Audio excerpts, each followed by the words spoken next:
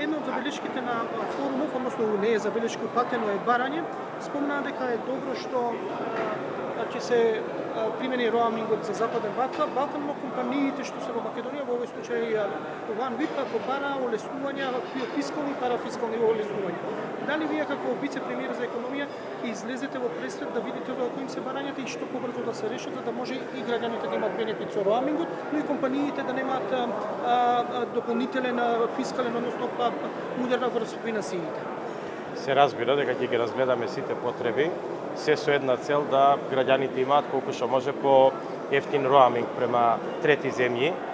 со оглед на тоа дека сите членки на Европска унија сега тарифите за мобилните телефони ги изедначија, тоа значи дека без разлика во која земја во Европска унија сте, имате бесплатен роаминг практично, можете со сите земји членки на Европска унија да разговарате како да разговарате во сопствената земја. Се разбира, ние не сме се уште дел од Европската унија, меѓутоа ги правиме сите напори да колку што може поевтин роаминг обезбедиме за граѓаните и тука од таа гледна точка поаѓајќи ќе ги направиме сите можни чекори внатре интерно во делот на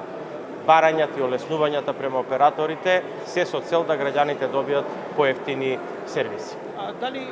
имаме проблеми со функционирањето на администрацијата и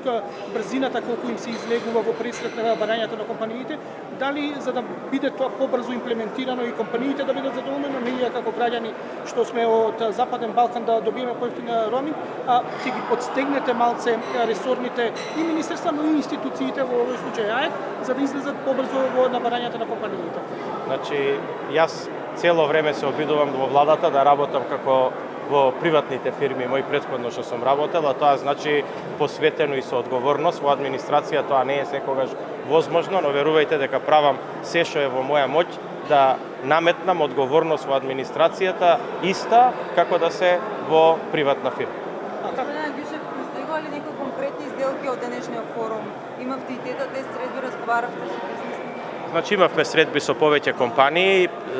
видите, никогаш не се носи одлука со една средба. Еден дел од овие средби кои што денеска ги имавме тука се само продолжување на средбите со тие компании што сме ги имали и претходно. И да, има неколку средби, од кои еден инвеститор во делот на медицинската опрема, кој што сака да отвори фабрика во нашата држава, значи станува збор за компанија која што произведува потрошен материјал за хируршки сали, операции, маски, ракавици, друг потрошен материјал во медицината. Тие се еден од најголемите снабдувачи во Југоисточна Европа и од тука имаат интерес да направат фабрика во нашата држава, но тоа не е прва средба, ние со нив разговараме веќе подолго време. Исто така имавме разговор со некои компании од сферата на градежништвото, за инфраструктурните проекти, од делот на енергетиката, за интересирани инвеститори во делот на обновливите извори на енергија. Го отворивме и прашањето за Чебрен, разговаравме исто така и со компании, значи, кои што имаат интерес во производството на храна и прехранбени производи, така да не можам да кажам дека денеска се потпиша нешто, конечно, меѓутоа оние процеси кои што беа почнати продолжија и мислам дека ги преведуваме кон крај и мислам дека поготово компанијата за која што ви зборував е при крај во својата одлука за инвестирање во нашата држава и правење на фабрика, а со сите останати компании се обидуваме да ги заинтересираме да дојдат или како инвеститори во нашата држава или како економски оператори.